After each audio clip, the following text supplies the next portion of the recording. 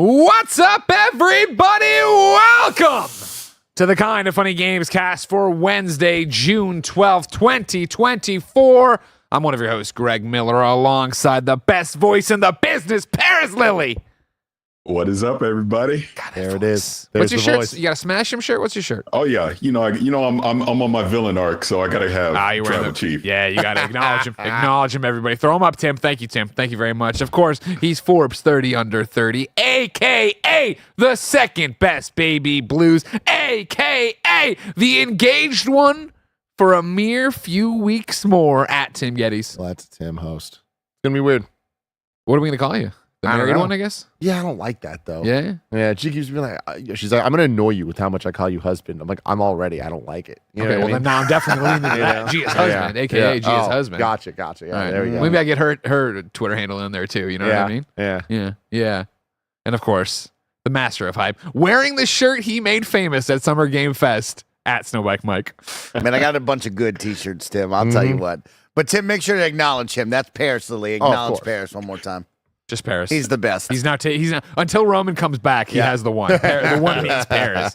Of course, ladies and gentlemen, thank you for joining us. We are Kind of Funny Gamescast. We went to Summer Game Fest in LA. We saw all sorts of games. Parris actually went all the way over to the UK and London and all that jazz. But we'll talk about that in a second, because on the Gamescast each and every weekday, we talk to you about the coolest reviews, previews, and biggest topics in the video game industry. If you like that, of course, watch us live, Twitch, YouTube, podcast services around the globe. Be part of the show. Since we're previewing games today, you're probably going to have questions. You're going to want thoughts. You're going to say, I could ask better questions than that, Greg. Well, use the YouTube super chats on youtube.com/kindoffunnygames to ask your question, be part of the conversation. Then, of course, if you love this, if you love all the work we've done, you've all been so supportive.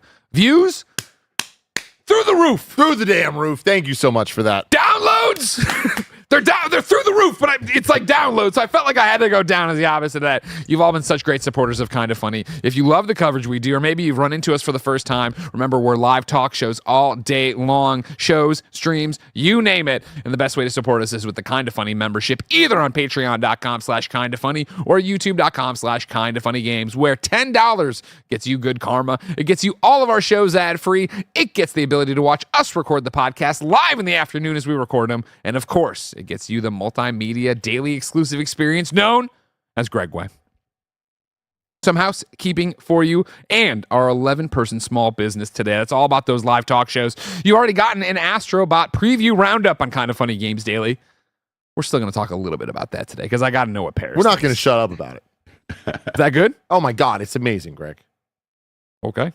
Up next, you're going to have me, Mike, and Joey play a little bit of WWE 2K24, because we got to unlock my manager card that's in there right now, shirtless. And then, Congrats, of course, Greg. That's so cool. I keep saying it, but like, come the fuck on. Greg Miller is in WWE 2K24. You've all got to go get the card so we can lean on them to put me in the actual game. Because that would be great, even for my haters, that they could go smash the shit out of me with chairs and throw me off the cell and all that jazz. And that's the goal for WWE 2K25, all right?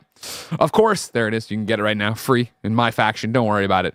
And then after that, it's time for Fallout 76, Skyline Valley. I have stayed away from most footage of most things about it, but I'm going to hear Parris talk all about it. And I got questions, Mike. You got questions as somebody who's played a lot too. I hear there's some wild turkeys out there. Woo! I can't wait to go find them.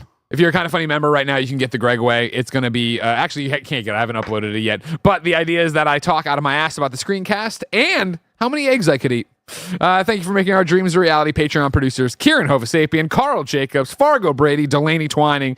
Today we're brought to you by BetterHelp, but we'll tell you about that later. For now, let's start with topic of the show.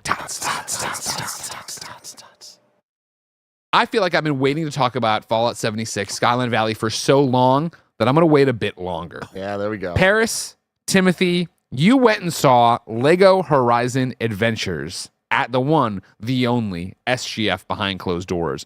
I am a benevolent God and gave up all of my PlayStation appointments to Tim. I appreciate it. So he could play Astro Bot, because he, of course, is the platformer. But I have to ask, I know you were excited about Astro Bot. Tim, did Lego exceed your expectations? So here's what I want to do. I just want to say one quick thing, and then I want to let Parris go on Lego. I want to get all of his in-depth thoughts on this, okay? Yeah. My top level, I'm incredibly surprised at Lego Horizon Adventures. I went in kind of being like, it is what it is. And it's more than that. It's more than that, Greg. Okay. Very surprised by this. But Parris, what did you think about it? It's so funny you're saying that because I had the same mentality. I was just thinking, okay, Horizon, Lego, whatever. When I sat down and started playing that, I just had a stupid grin on my face the entire time. It was a lot of fun playing that. And I look at it from the perspective always with these type of games, what would my kids think? Yeah. My kids would eat this up. Kids are going to love this. I get why it's on the Switch. It takes the Horizon world and it simplifies it down into that Lego universe, and just even the banter that Aloy and some of the other side characters, your companions that you'll have during the time I played, hilarious, just hilarious in that Lego style. Obviously, the Lego mechanics that you've seen in some of these other games, they're being applied here into the Horizon world. Just works. And it was fun. The co-op part that we did as well, loved it. Oh, you guys actually do the couch co-op? Mm-hmm. Yep, did the couch co-op as well. Yeah, it was great. I had a blast. Like, if anything, when we completed it, because I played it about 45 minutes to an hour, however long it was. And when we did the boss at the end, I was like, man, I want to play some more of this. You know what I mean? So, yeah, they did a great job. We played it on PlayStation 5. It's great. Looked great. Played great. Had a lot of fun. So, Parris, I think I'm aware, Tim, you've never connected with Horizon all the way. You've played them. Yeah. Did you finish them both? Yeah, finished both. I didn't do the DLC, didn't do Burning Shores. Sure.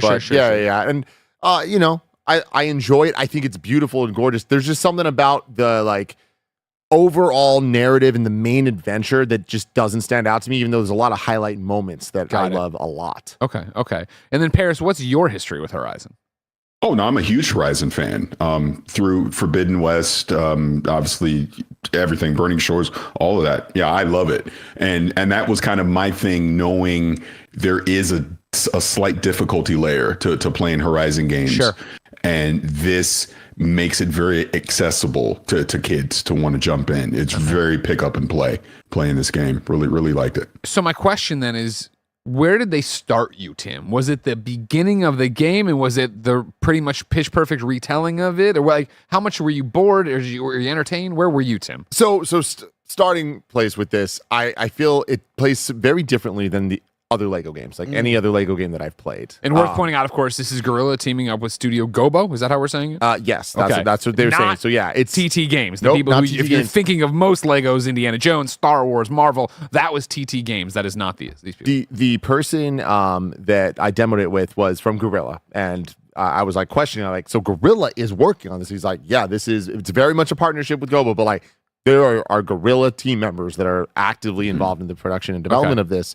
And so that alone, it's like you hear Lego, you kind of like put into a bucket of what this is going to be. When you look at it, you can tell something's different than the other Lego games. And I couldn't place what it was until they told me. Every single thing on screen, every single thing is a real Lego piece. Like other Lego games, it's like, all right, cool, you're a Lego, but the world isn't. Or part of the world's not, the sand is sand, but then the building's Lego or whatever. Totally. Sand is Lego here. Water is Lego here. Fire is Lego. Every single thing can be recreated with real, actual Lego pieces. That alone to me, I was like, wow, that's what sets this apart visually. And that's how the movies function, right? The Lego movies. This looks like you're playing a Lego movie. I noticed that with the animation, right? The way Aloy's bounding around. Yeah, that it was like, oh, that's exactly the movie. It's incredibly impressive. Okay. It is very, very kind of like mind-blowingly beautiful, and I think it really suits the gameplay well. It surprisingly plays like Hades, and what? I didn't think of that. Okay. You know what? You're kind of right. Yeah, and just in the sense that like you can control the camera. You're very much in like the camera is set to the way that it moves, and the way that you're doing the different attacks, it's very kind of like grid based, and like the way you're shooting your arrow, it's and I'm saying Hades because I've been playing a lot of Hades recently. Sure, there's a lot of other games that do it too, but just in terms of the basic combat, it really feels like the basic combat of Hades. Okay, a lot more simple. Sure. But like not the most simple, not the most dumbed down. Like this is very much a kid experience, but like there is something here for us too. I don't think that it's necessarily like, oh man, this is gonna be the best game you ever play, but like there's fun here. And now to answer your question, the game, what we got to do did start at the very beginning of Horizon, and it does a Lego retelling of the beginning of Horizon. And it seems like the developers telling me this is going to be a semi retelling of the first game, but in classic Lego fashions, they're saying that, of course, Horizon 20 to 30 hour game, this not necessarily going to be that. So things will be cut. They're going to speed through some stuff and maybe take a couple different story directions. And he's being vague about some of the other details there. But what we played is straight out of Horizon 1. Like, it is very much just the beginning of the game. And to the point of Parris saying like that it's very funny, and like to what I'm saying about it being more similar to the Lego movie than to previous Lego games, there were multiple times that I actually laughed. Not just like whatever. And that's a great one to pull over real quick. And I know we're watching the trailer sound down. Forgive me if you know it, audience, and I've forgotten from the reaction. Are there voices? Yes. Are there grunts? Okay. Voices. There was. I remember hearing Ashley Yes. Birch, and she actually had like personality, And- unlike Aloy in the first game. And they were saying that like it's the voice cast from the original game. He said something that made it sound like maybe it's not all of them. We can wiggle a little bit on this. Yeah. Like the core people are. But one line that I wrote down that like I think is a good example of the level of comedy that this game hits. A bunch of the villagers get taken or whatever, and then the warrior one, I forget her name. She's just like, how many people did they take? And she goes, I don't know. You know how hard it is to count without fingers. And there's just something about I remember that. the Yes, delivery that was of it was so good, and it's like they just get it. They get what they're doing. They get who they're making this game for, and I just think it's a really smart retelling of a story to a new audience, like kids that might not have played Horizon, but even for people that have played it, getting these like little bits like that like it's like, oh, that's clever, that's funny, and like for a Lego humor that we've now had for at least a decade. Like I feel like the Lego games have always had it. The Lego side movies and like animated things have always kind of had that vibe too. But the Lego movie instilled a different style of comedy, that more Lord and Miller type vibe. I'm getting that from this. Well, so very, very impressed. Okay. Michael Howard, what do they got to do to get you to pick up the controllers for this one? I guess co-op, how easy is it? Is it drop in, drop out? Is it the whole experience? I want to know about co-op, and then I have another follow-up one as well. So co-op, 2-player co-op. You can play online. It is not cross-platform with Switch, and it is drop in, drop out. Nice. And then the customization, we saw a really cool little like base building mechanic, not as in-depth as a survival game, but there was some customization of making it fun. What is that? Really, really fun, actually. That was another thing that surprised me. So there's this, your little base, like you kind of upgrade it over time, and seems pretty simple, but it seems like all it really needs to be for what they're doing here. But the cool thing is you upgrade it and there'll be like the store or like the little training grounds or like all the different buildings. You can then go in and just change the style of those buildings. So it's like you can change it to the entire world is Ninjago style, or the entire world is Lego City style, or classic Lego style. And then you unlock some of the more iconic Lego figures like the Spaceman or the Skeleton, Spaceman, you gotta love or, like one that I saw, like the little Indiana Jones ripoff, kind of like Tomb Raider type character. Yeah. Like I was very interested. I was like, oh man, they're doing this right. Parris, what do you think about that? Yeah, I loved it because like I took the one building and I made it a tall neck. And then to your point, you can go in and unlock some of the classic Lego, characters or suits or however you want to describe it as well, which is fun. I mean, they're not taking themselves too seriously in this game. And that's what I like the most about it. Like you even were mentioning before with the joke about not having fingers, even when Aloy gets her scanner for the first time, I forget the exact dialogue to it, but the way she's just like, whoa, so excited about it. It was very funny, laugh out loud kind of stuff. I think they're doing this right. They're doing it really good. I think, again, Mike, to your point, this is very accessible to go pick up, whether you do it co-op or just want to do it on your own. They make it very easy to jump in and play. And, the dialogue's very, lighthearted. And even though it's kind of retailing Zero Dawn, they're doing it in a smart way. I think the Guerrilla rep I was playing with, he said probably about 8 hours you could complete this, in a sitting. So yeah, it's fun. Looks good. My next question would be, as a longtime fan of Lego games and a fan of Horizon, how are they doing mission structure open world, right? In the old days, we had seen Lego games like the old Star Wars. You were very specifically picking what you're going to go do. And then, of course, it evolves into things like the Lego Batman series, where it was you're an open world, Metropolis, open world, Gotham, go find the thing. What does this look like in terms of connective tissue? We didn't get to play too much, like he said. Okay. It was about 45 minutes. So the first mission that you play by yourself is kind of just like the opening, and then they jump you ahead just a little bit, like not much, like still opening hours of the original game, and we did some co-op there. It does not seem open at all. Like it seems very linear. Seems very like linear, chapter mission based. But then in between the missions, there is your kind of like home base that you're adding to and like changing up the aesthetics of. But yeah, it's not open world at all. Okay, fair enough. Where are you expecting to come down on price, Tim? Did we not already know?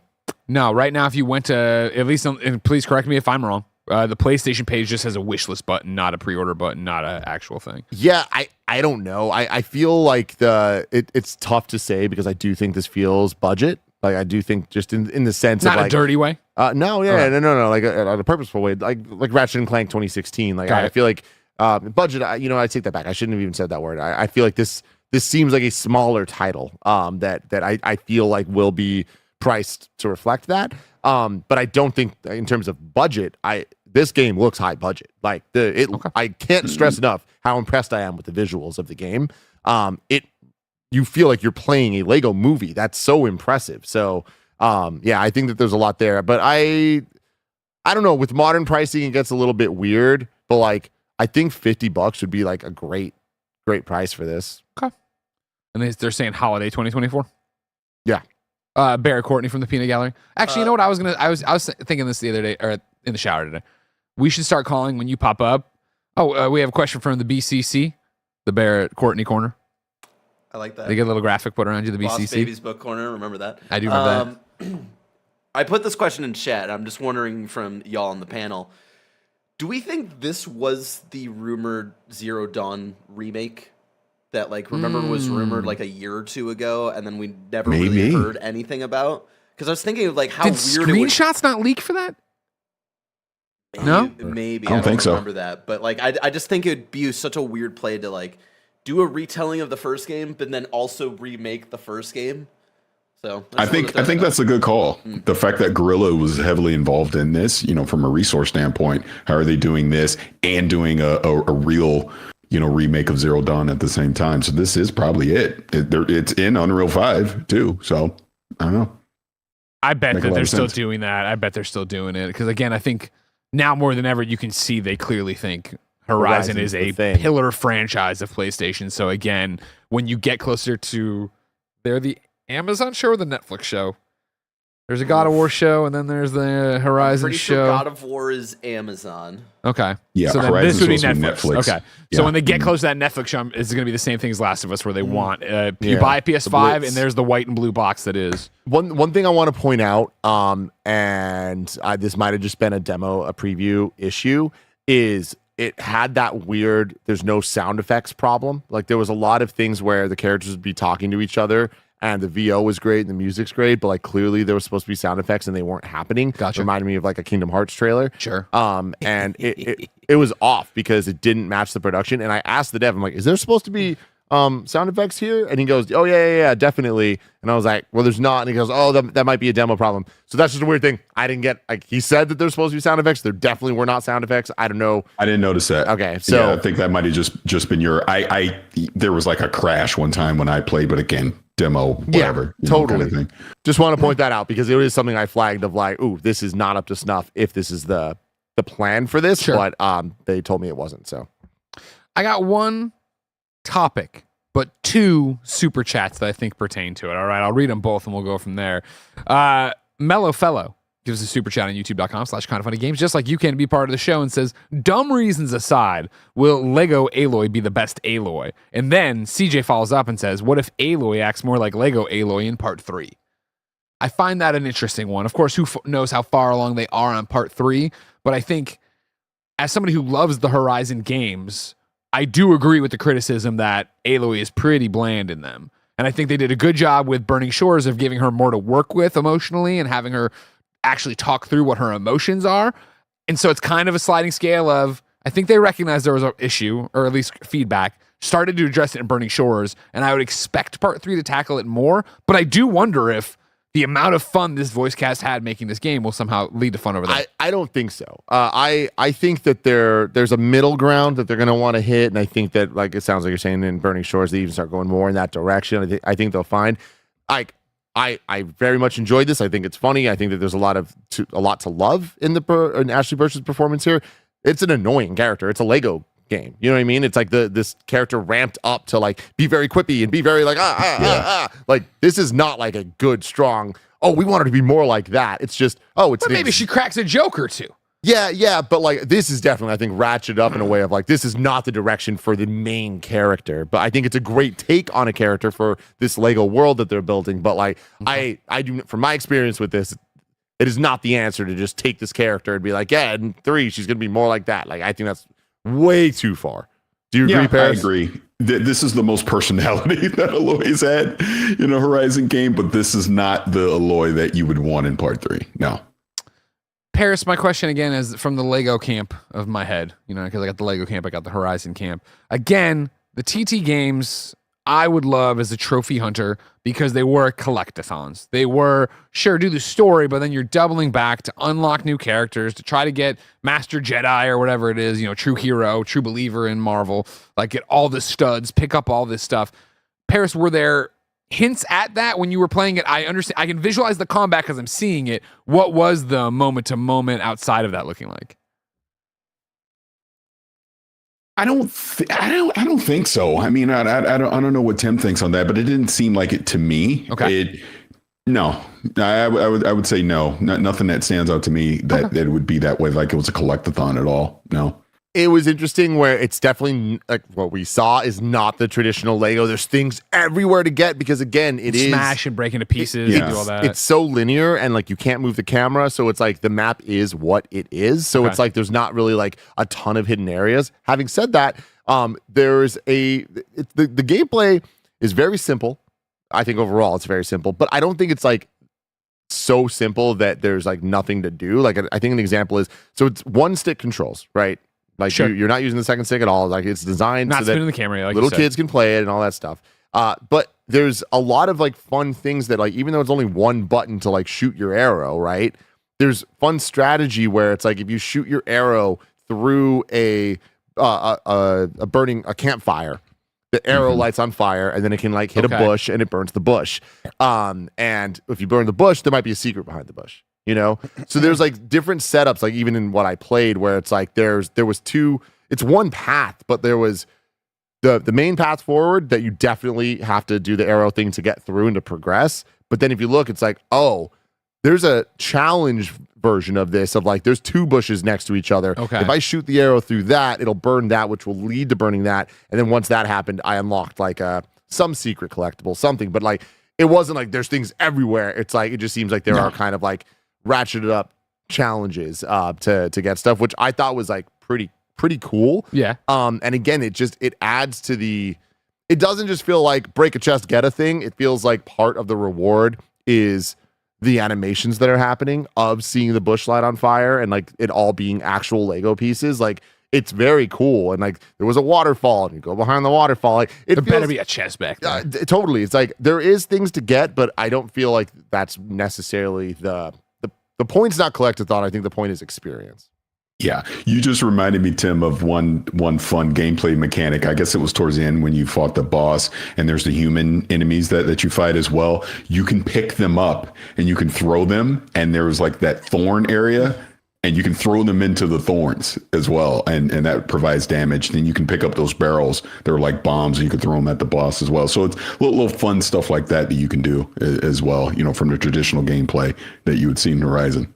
What I thought you were going to say is the boss fight that we did towards the end was really cool because, there's these little bombs you can kind of pick up, like barrels, you throw them, and then they explode on the grass, and they light the grass on fire, and the effect of it looks so cool about Legos lighting on fire. Because it's Lego fire, like exactly. you're talking about? Yeah. Okay. So it's like literally every single thing in the game's Lego, like everything, which is so you can impressive. hide in the Lego grass as well, like you in Horizon. Yep. It's good.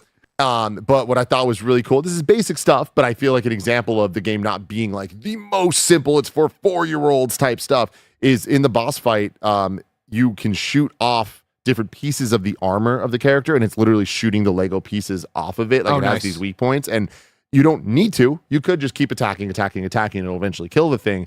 But if you wanted to have a bit more strategy and you wanted to play this like a bit more of a quote unquote grown up game, it's there. The flexibility's there, and like they are designing this around knowing that there are probably going to be a lot of parents playing with their kids in co-op and being able to make it a fun experience for both of them equally in different ways. I really think this is one to keep your eyes on and to not write off as just another Lego thing. Okay, Mike, are you going to keep your eye on it? Yeah, I actually am. This really sold me and got me excited, especially the idea of online co-op is a big thing for me.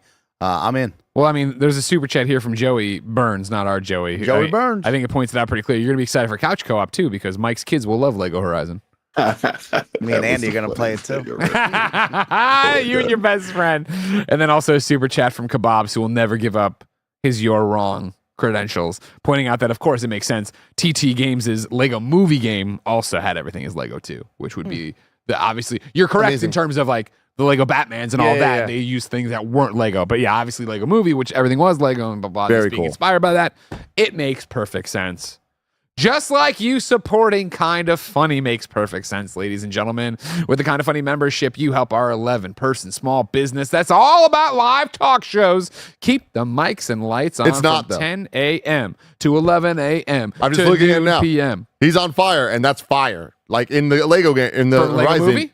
Yeah, Lego movie game. Kebabs, you now owe me a $10 super chat to apologize to Tim. All right, that's what it's got to be, Kebabs. Thank you, Kebabs. We're sorry. We apologize about that, Kebabs. But those are the rules. You gambled with your wrong, and now you pay the price. But of course, it's never a gamble to use your Kind of Funny membership. You get good karma. All of our shows ad-free. You would get the ability to watch our very, very special afternoon podcast lives. We record them. And of course, you'd get a Greg Way each and every day, which, hey, I'll upload while this ad airs. Because here, since you're not using your membership benefits, is a word from our sponsor.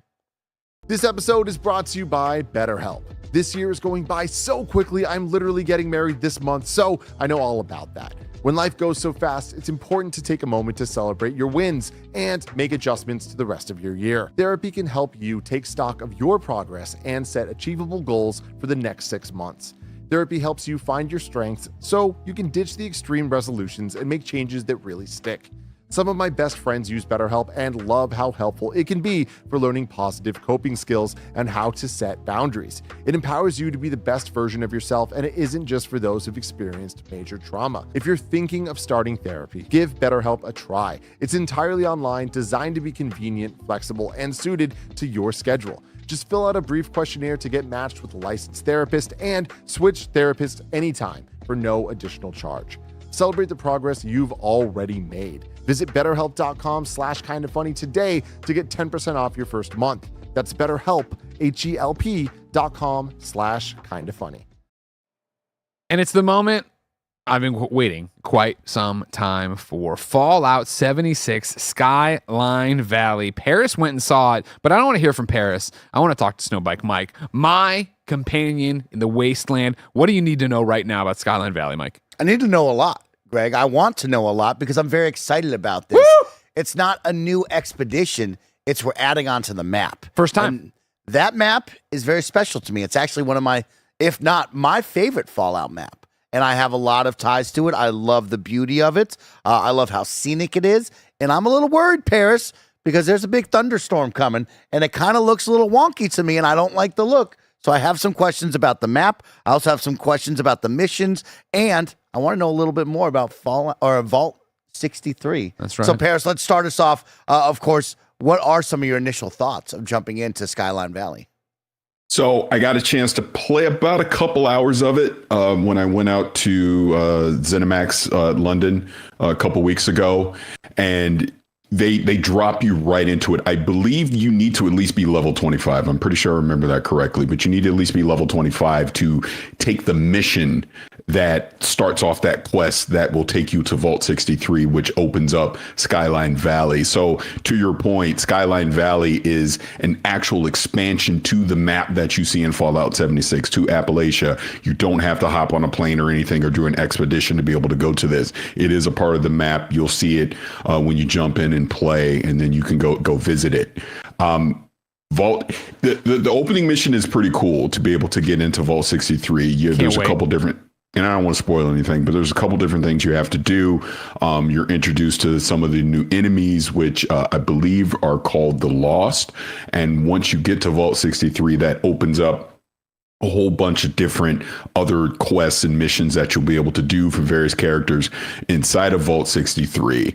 But that new area of Skyline Valley is really cool. Like you were mentioning, the lightning and everything, and just that look that it has, that dark, what's the word I'm looking for? Overcast look that is Skyline Valley compared to the rest of the map, in Fallout 76. And there's some cool things that are going to happen as we progress through this new expansion that's coming in there. I had a chance to sit down with Jonathan Rush, the creative director for Fallout 76, and he just kind of did an overview of their future plans. We obviously saw something that's going to come in 2025 where the ghoul is going to be playable. I'll put a pin in that because I'm sure you'll have questions about that that he can put into detail as well.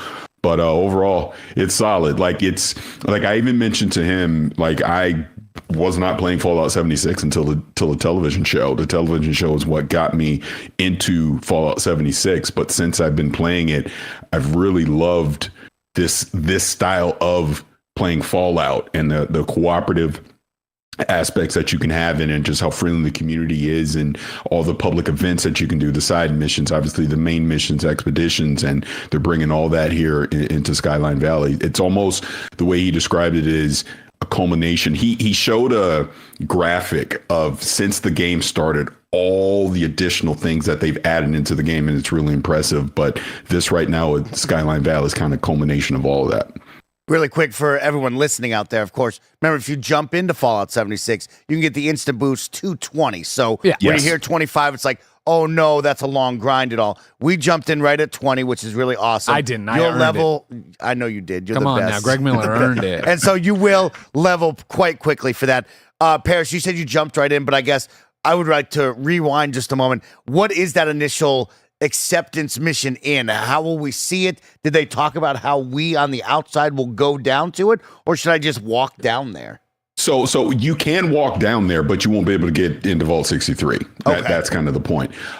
It's just like, you know how in other missions there's a radio signal. Yeah. Let's go investigate it. And it's not taking you to Skyline Valley. You actually have to go north of it to find this, and then you traverse back. Because when I initially started playing, I'm like, well, where the hell is this thing? And the person helping me was like, well, if you scroll up on the map, you'll see it. I'm like, okay, I'm an idiot. And then I went up there and found it. And then that kicks it off. And then, there's, like I said, there's a few different things that'll happen, but eventually you will get down in the Skyline Valley. That will then take you into a redacted area. I don't want to spoil it. And then from there, that gains you access into Vault 63. Does this expansion feel not like a new game, I guess, but does it feel unique in terms of this is a big moment in the game?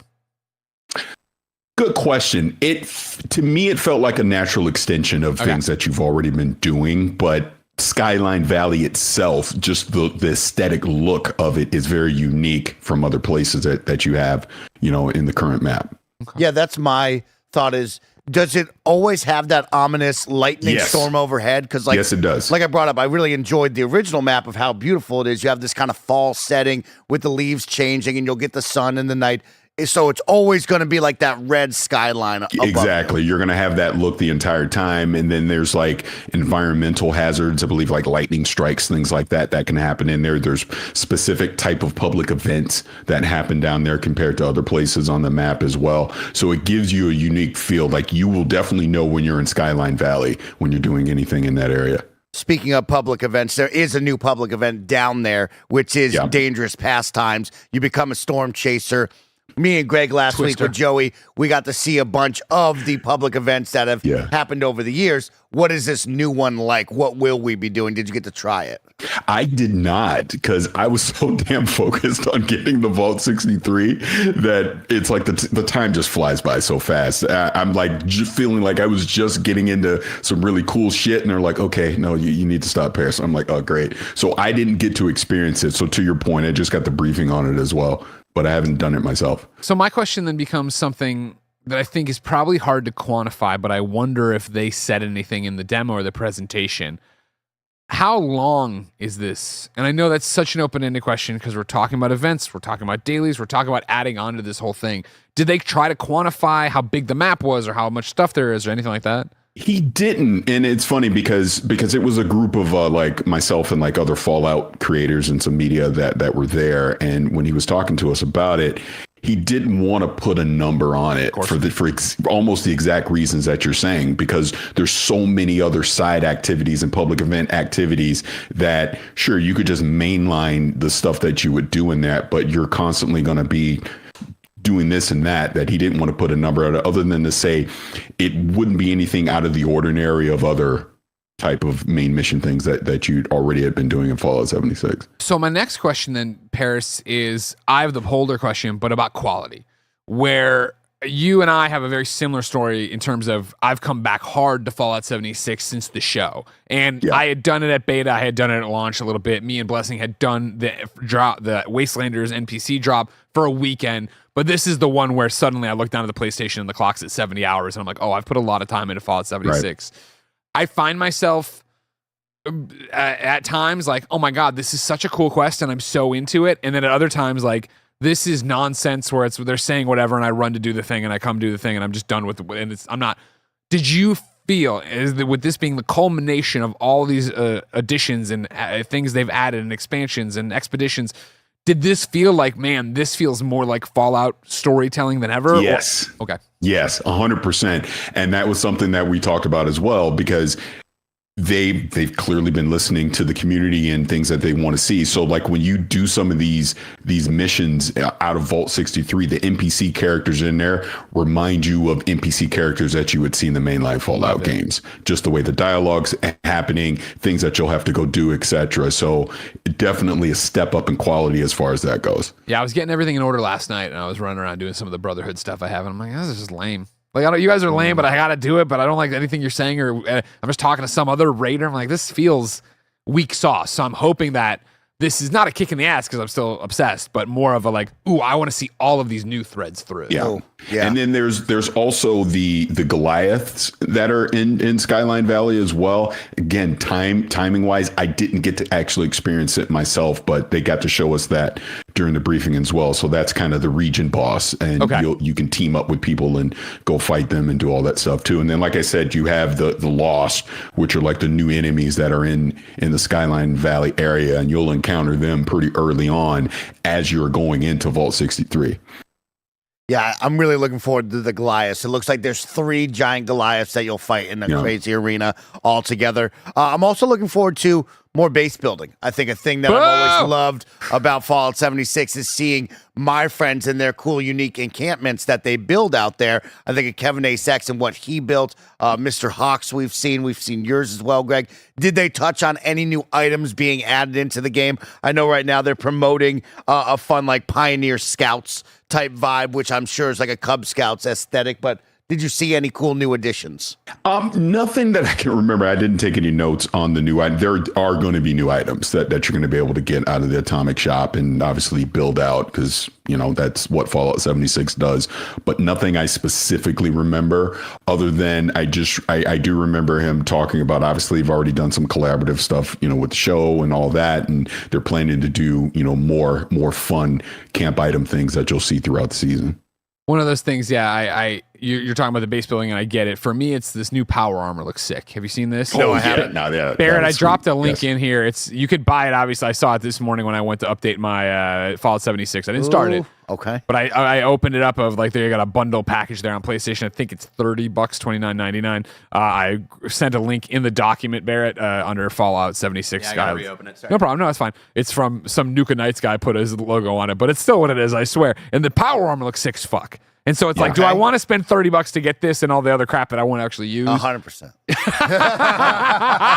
how they get you. Yeah, that's how they get you. Yeah, yes, 100%. Good looking, and then a jetpack, and then the little guy, and then I'm excited for the March, little guy. the season. Like I didn't like the season theme last time around. Okay. This last season with the surfboards and shit. No, thank you. This season, it's Tim. This season is hosted by a marshmallow? All right, I'm in. Let's get some. I'm going to get the That'll score. get Greg. I'm going to get everything I got to go. What'd you have to say, Parris? I cut you off. I'm sorry. No, I was just going to say, I don't know if in your briefing did they talk about the caravans? Yes, they did. And I think, honestly, what's funny is the briefing I saw was the recorded one you were at. Oh, okay. So I didn't get to play, obviously, but I went to. But please explain the caravans. So they're going to be adding caravans in there. So, and I am blanking on the name right now, but you know the two-headed bulls. Yeah, or the whatever. Brahman. Yeah, Brahmas. Thank you. Yes. So you'll have caravans where they'll have scripted routes that they're going through the map, and then you can basically take on assignments to protect them from raiders along the way. And there'll obviously be experience points and some cool items and things that you'll be able to get doing that. So this is another nice new feature that's going to be added into the game to give people more things to do. Yeah, that's what I'm stoked about. Even though I feel like only scratched the surface, right, of what I'm doing in Fallout 76, where it got its hooks in me were the fact that it finally feels like a Fallout game, where it is, I run towards whatever objective I'm going towards, but then something over there does distract me. Before I know it, I'm 3 missions away from whatever I was trying to do originally, and I have to think back to get there. But what I really connect with Fallout 76, and I do want to at some point do a Fallout 76 review 2024, right? But what works so well for me with Fallout 76 is that everlasting gobstopper of content that is drop in, and how much do I want to commit tonight? Do I actually want to do a main story? Do I want to do some quest to try to get my badge? Do I want to go over here, just do it daily? Mr. Hawks from our community always popping in to talk to me and drop something or say something. Like, there's always something to do there, and how much do you want to commit with it? And like last night, it was very comical, Jen likes me to hang out with her. Partners, spouses, you know what I mean? This wasn't in the marriage contract, but what that means is I stay on the couch and I play on my Portal, right? And so last night I was doing that, one earphone in, watching some show with her, talking to her, and she's like, "I'm sorry that you haven't been downstairs, and it feels like forever with SGF and everything else." And I'm like, "No problem. When it matters and I need to, I'll be down there." And I was like, "That's tomorrow, by the way." Tomorrow, I want the new content on the biggest screen, running through and doing it. Tonight, just horsing around, tweaking my things, making sure my ammo's in order, at the ammo recycling machine, prep. trying to get the stuff for my machine gun. I'm like, this I can do here, I don't mind. But when I actually want to be in it, and I really want to be in it, I'm excited for this one. Parris, what about iconic locations? You think of all the Fallout maps, there's always some touchstones, some special POIs. What does it look like here? I mean, they, of course, have some real life, real world, different spots on the map, but were there any that you were like, oh, I'm in awe of looking at this? No, nothing that stands out to me. I will say that when you see Vault 76, Vault 63, that is cool. Okay. That is cool, but there wasn't anything real world that I was like, oh man, that kind of awesome.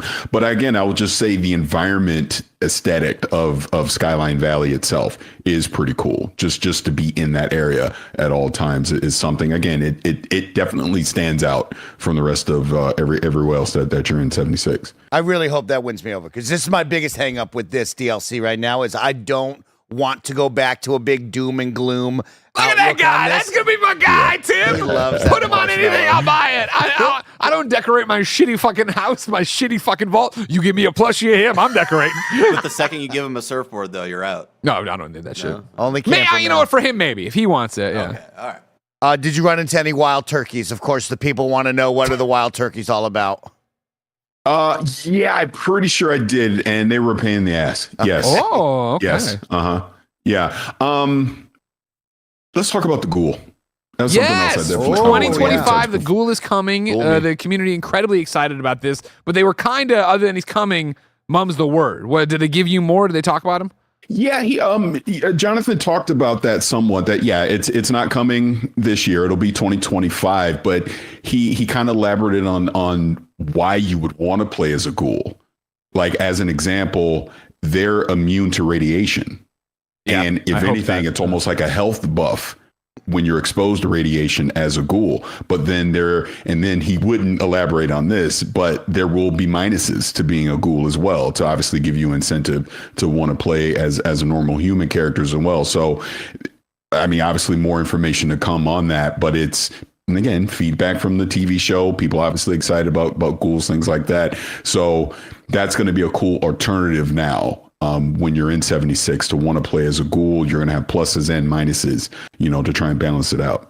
Yeah, I think that'll be cool. I would be so reluctant to roll a new character, and I know there's plenty of other people who, again, Tim, I know you don't play, but I'm in there and I'm seeing, I'm level about to be 50, right? And then somebody rolls by me at 468. Somebody rolls by me at 1300. You're like, Jesus Christ. You know what I mean? There's people playing this as a job, Mike. Yeah, that's what I was going to ask is, did they talk about the idea of not having to re-roll? Maybe I do something where I take in too many chemicals, I get over-radiated, and I can just instantly switch into a ghoul and I remake my character but still stay the same level, stay in person? No, I think they're keeping that close to the vest. I think they got to do that. Time. I don't think they'll look at people and say, you got to re-roll and start from zero. I think they'll have something fun where it's like, step into that radiation pond, and then you come out, you remake your character. Cool. But I wouldn't do that. In the chat here, Mr. Hawks, Fallout 76 expert who helps me all the time, thank you, says, as a ghoul, you won't be able to play as a bloodied build, and you might have issues working with the existing factions, Brotherhood of Steel, Raiders, etc. So we'll see more, I'm sure, as we get close on that. But again, that's one of the things that, I'm so stoked about being back for Fallout 76 is, first off, there's so much stuff to do. Again, whenever I want to, I can go have a Fallout experience, a Fallout quest or whatever. But then their commitment and clarity on what they're doing. Barrett, I put in a link in right of just them running through the next 4 months of content and what they're doing and how they're keeping you engaged. And July 4th, double XP. I'll be there, Mike. I'll be tearing that place up. That team's got to be so happy to hear you and so many others saying that right after the start of what this was with Fallout 76. And it shows you that it does take a lot of time to get these live service games really rolling and finding a good cadence, right? It's always going to be difficult to find your footing and come out and give enough to people like Greg who are constantly playing it and then find that rhythm of, okay, now we're not overstressing the team. We're giving the community what they want. We feel like we're in a good place. We're seeing it live with a lot of these games and how much it takes to get to that point. Yeah, and he did talk about the fact that they're obviously aware of how you're going to get an influx of new players now, people like myself or, returning players like Greg. So making this new content as accessible as possible to get people ramped up as quick as possible to jump in, but also respecting the time of the veteran players who have been playing this, for years. So they're balancing that out too. And obviously, the content is coming out. It should be out now. I guess you can play it right now. But as they're continuing to add new content, as the various seasons, as they roll into 2025, they're being very mindful of that. And Jonathan was very adamant that 76 is not stopping anytime soon. This community, this world that they're building, they're going to continue to iterate. They're going to continue to listen to the community, and add content, 2025 and beyond. Yeah, they figured it out. I mean, with Expeditions, where you could go anywhere and take it to a new little slice of the world, or you could add on to the map, which I hope to see more of. I think that's a really cool idea of, hey, we already have an established map. What if we add a new region down below it or above it? Will be cool to see in the future. I'm chasing one that went through the chat there, a little bit more ghoul information that I'm not going to probably nail by the time we do it, but it is the fact that I can find IGN confirming that the ghoul has a level 50 plus requirement. And so that part is true, and that was what was mentioned in one of the comments. And the comment said that you could switch back and forth, which would be dope, which would be cool. Good. But I can't fully confirm that. That's not mentioned in IGN's article that I can find. Yeah, I read that comment too. They said that somewhere on Twitch it was confirmed that level 50 there's a main quest that turns you into a ghoul, and then you can turn back. That's cool. That's cool. I like that. Wow, That's a fun thing to do out there. Tim, what's it going to take? Oh, not a chance in hell. I'm so happy you're having fun. This is great. I'm very happy for you. Very, very happy. I think. I don't know. But sounds like good stuff overall. It sounds like great stuff overall. Of course, Mike, Joey, and I are streaming it right after this episode of the Gamescast. But before we get out of here, I have to say, Parris, I heard Tim yak all about it on Kind of Funny Games Daily today. How was Astro Bot? Dude, this is PlayStation's 3D Mario moment. I think it was so freaking good. That's what I want to hear. It's so good. I love Playroom already. So to then pick up the sticks and seeing how they're expanding upon that idea into this full blown game, the platforming in it, the missions, the fun, the way they're using the DualSense in this, it's fantastic, man. It really is. I don't see how this is not a hit for them. I just don't see it. I was listening to Tim when you were talking about it on KFGD, and you were mentioning like like the Ratchet characters or God of War, stuff like that, weren't necessarily doing classic things, when you're rescuing them. I guess it didn't bother me in the moment. I was just so excited playing the game, but I get what you mean. And it seems like, getting towards the end of the demo, obviously with the Kratos part, maybe they will do some of that with some of the characters, but overall, this was just strong to me because I'm a huge Mario fan. I love the Galaxy, the Odyssey type games, and that's what this felt like to me. So I'm all in day one. It's one of the most glowing previews I've ever had. Yeah. Like, real talk. This demo was fantastic. Yeah, Mike. Hey, You talk shit about the DualSense now, Mike. Hey, as long as I can talk to you via the DualSense, then I'm on the positive side right now. Don't start it. Of course. Now, I will say, and shout out to PlayStation for getting me in. I have to tell the story super quick. I missed my original appointment because a certain company was having all their events across town, and I could not get my Uber to get over there in time. But they did get me in on the last day, so I could play it. But even when I was playing Astro Bot, the PlayStation rep that was there, I did get slightly stuck on one part, and she was openly mocking me and laughing at me, and I remember that. So get his ass, PlayStation. Get these XCast fuckos. They can't play games. They don't know what they're doing. You can hear it's so good, man. You can hear all of Tim's thoughts on Astrobot on Kind of Funny Games Daily, and you can hear all of Parris's thoughts on Astrobot over on his own YouTube channel. Isn't that right, Parris? That's right. You sure can. Parris Lilly, find him on YouTube. Can't Killing miss it, him. dude. Great job over there. Oh, thank you.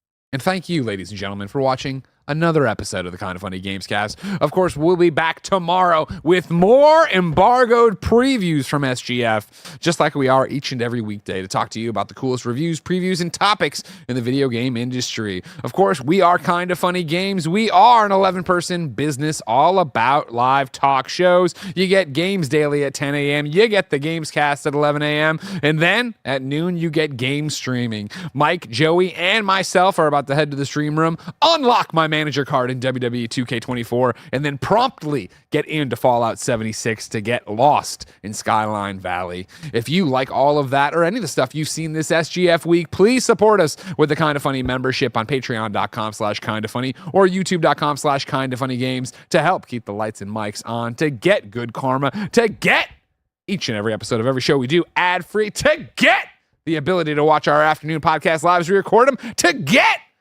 the Greg Way, which is now live because that's how fast Cool Greg is. Wow. I uploaded it during the ad. He's got it live Boom. right now. Shout out to Cool Greg and shout out to you for supporting us.